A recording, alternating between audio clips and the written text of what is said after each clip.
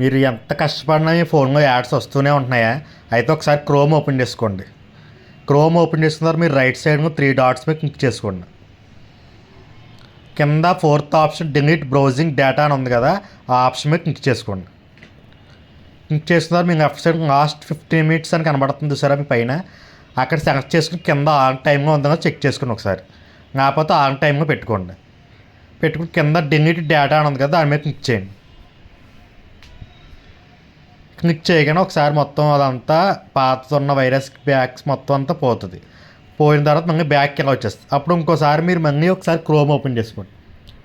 ఒక్కసారి ఓపెన్ చేసి సేమ్ మళ్ళీ 3 డాట్స్ మీద క్లిక్ చేసుకోండి.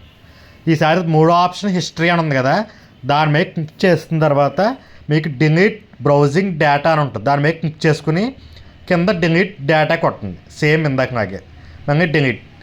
అంతే. ఒకసారి మొత్తం బ్యాక్ వచ్చేసి ఫోన్ ఒకసారి రీబూట్ చేసుకుని టెస్ట్ చేసుకుని చూడండి.